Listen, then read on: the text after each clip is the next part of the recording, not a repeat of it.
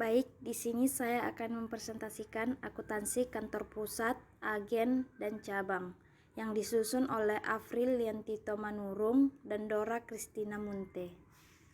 Di sini kami akan menjelaskan tentang kantor pusat, kantor cabang, agen penjualan.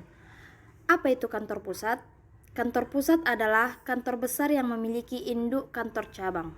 Kantor pusat perusahaan adalah entitas di atas sebuah perusahaan yang memiliki tugas penuh dalam mengelola seluruh aktivitas bisnis. Kantor cabang adalah kantor perwakilan yang didirikan oleh kantor pusat, di mana cabang didirikan di lokasi yang berbeda dengan lokasi kantor pusat. Kantor cabang diberikan hak otonomi oleh kantor pusat untuk mengatur dan mengelola kegiatan bisnisnya, seperti membeli dan memasarkan barangnya ke konsumen. Agen penjualan. Agen penjualan adalah perwakilan perusahaan, tetapi agen tidak memiliki hak otonomi untuk mengatur dan mengelola kegiatan bisnisnya. Jadi, agen hanya merupakan bagian dari perusahaan yang bertugas untuk menerima orderan pembeli dari konsumen dan meneruskannya ke perusahaan. Hubungan antara kantor pusat dan kantor cabang. Hubungannya adalah cabang diberi modal kerja baik berupa kas, barang-barang dagangan maupun aktivitas lainnya oleh kantor pusat. Cabang dapat membeli barang dagangan dari pihak ketiga untuk memenuhi kebutuhan permintaan barang lokal yang tidak dapat dipenuhi oleh kantor pusat. Cabang melakukan aktivitas penjualan mulai dari usaha untuk mendapatkan pembeli, mengirimkan barang, atau menyerahkan barang dan jasa langsung pada pelanggan, atau mengumpulkan piutang dan menyimpan uangnya dalam rekening bank sendiri. Berikut perbedaan agen dan kantor cabang.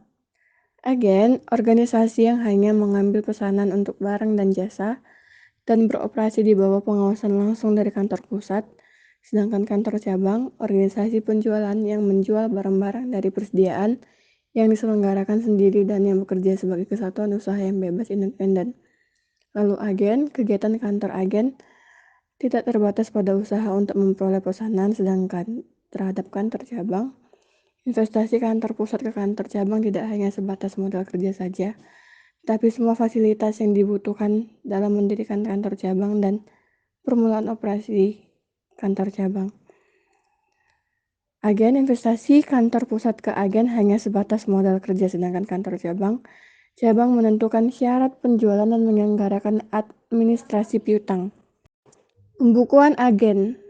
Pembukuan agen cukup melakukan pembukuan kas saja untuk mencatat penerimaan dan pengisian kembali modal kerja dari kantor pusat dan pengeluaran berbagai macam biaya. Untuk pengeluaran kas biasanya dicatat dalam bentuk rangkap. Untuk pengisian kembali modal kerja, maka agen mengirimkan kopi atau tembusan catatan pengeluaran kas berikut bukti-buktinya untuk mendapatkan penggantinya dari kantor pusat, sedangkan bukti pengeluaran kas yang asli diarsipkan di tempat agen yang bersangkutan. Berikut kami tampilkan contoh kasus dari pembukuan agen dan kantor cabang.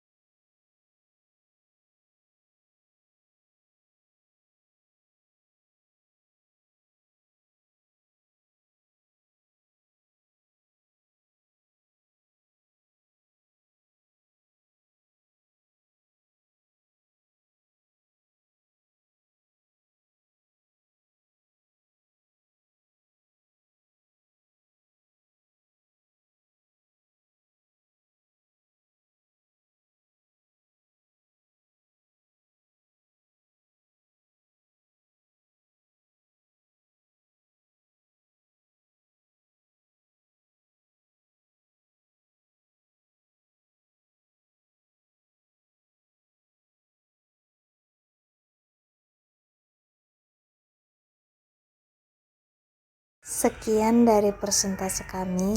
Jika ada kesalahan, kami mohon maaf. Terima kasih.